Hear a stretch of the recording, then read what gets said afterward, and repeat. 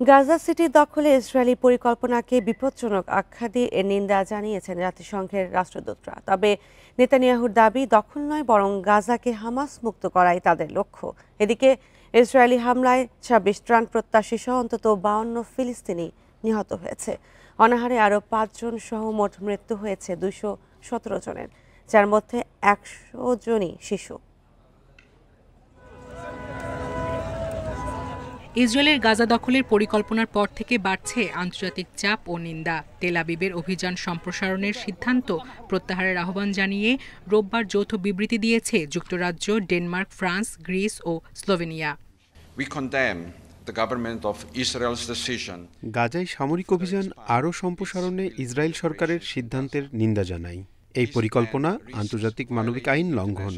আমরা ইসরায়েলকে জরুরি ভিত্তিতে এই সিদ্ধান্ত প্রত্যাহার করার এবং এটি বাস্তবায়ন না করার আহ্বান জানাই। ইউরোপের এই ৫ দেশের আহ্বানে নিরাপত্তা পরিষদে জরুরি বৈঠক হয়। ইসরায়েলি পরিকল্পনা গাজায় আরও বিপর্যয় ডেকে আনবে বলে মন্তব্য করে অবিলম্বে যুদ্ধবিরতি চান জাতিসংঘের কর্মকর্তা মিরোস্লাভ জেনকা। গাজা দখলে ইসরায়েলের যে কোনো চেষ্টার দৃঢ় বিরোধিতা করে চীন।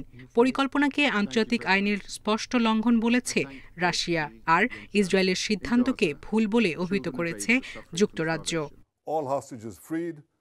এদিকে গাজা দখল পরিকল্পনার পক্ষে সাফাই দেন ইসরায়েলি প্রধানমন্ত্রী নেতানিয়াহু। দাবি করেন দখলের উদ্দেশ্যে নয়, বরং গাজাকে হামাস মুক্ত করার লক্ষ্যেই অভিযান চালানো হচ্ছে।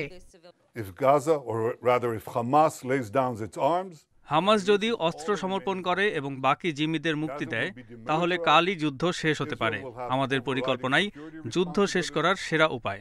আইডিএফকে হামাসের সবশেষ ২টি ঘাঁটি ধ্বংসের সবুজ সংকেত দেয়া হয়েছে। ওই ঘাঁটিগুলো গাজা সিটি ও আল মাওয়াসি এলাকায় অবস্থিত।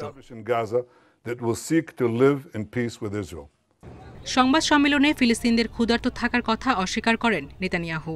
বলেন, মানবিক সহায়তা পৌঁছাতে নিরাপদ করিডোর তৈরির সহ ৩ ধাপের রূপরেখা করা হয়েছে। এছাড়া তার পরিকল্পনা জিম্মিদের মুক্ত করতে সাহায্য করবে। আন্তর্জাতিকের পাশাপাশি অভ্যন্তরীণভাবেও চাপে আছেন নেতানিয়াহু।